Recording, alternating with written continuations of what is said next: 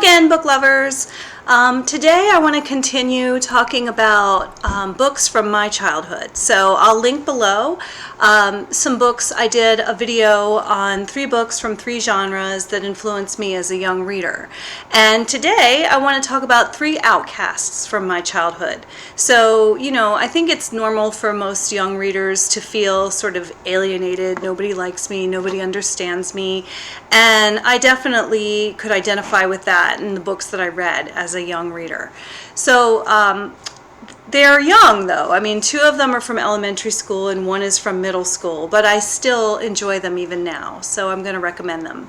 The first one is The Great Gilly Hopkins by Katherine Paterson. And Gilly is a foster child who is just very, very unmanageable and very difficult. She thinks that the more trouble she causes, eventually her mother's going to have to come and get her and bring her home. So she causes trouble everywhere she goes, thinking that if she keeps getting kicked out of places, her mother will have to take her back. And so it's really ingenious, some of the things that she comes up with to cause trouble. And she's a very lovable character, Gilly Hopkins is. As is Mrs. Trotter. She is taken in by Mrs. Trotter as a foster child, and they create a very unique relationship. So The Great Gilly Hopkins by Katherine Paterson is a book that I loved very much as a young reader. Apparently my cat did too. Another one, you know, I'd have to say Judy Blume, right? I mean, every young girl, I think, that I've ever talked to read Judy Blume. So if you haven't, you should, because Judy Blume is definitely like a major author for young girls.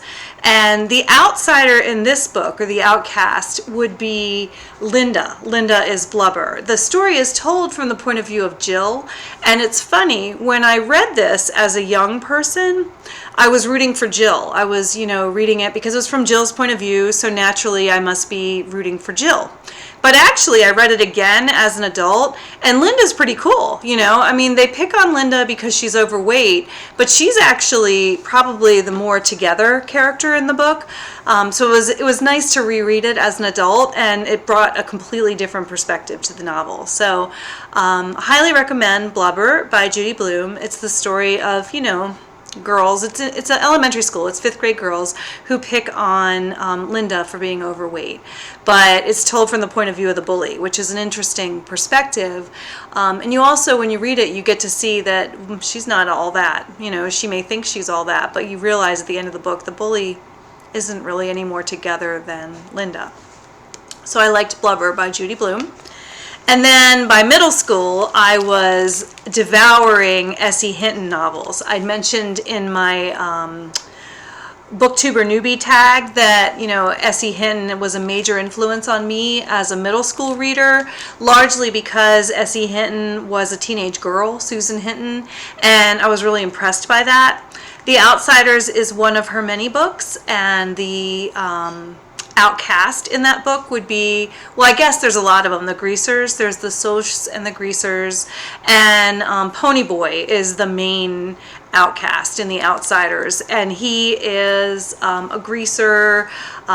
He's raised by his 18-year-old brother, and you know, they get into a fight with the Socs. You know, it's about the 2 different social groups in high school, and they have a rumble, they have a fight, and there's a lot of drama that unfolds in this novel. There's also a little bit of a romance. This book has been compared on occasion to Romeo and Juliet, so because there's that romance idea of 2 people from 2 different social circles falling in love.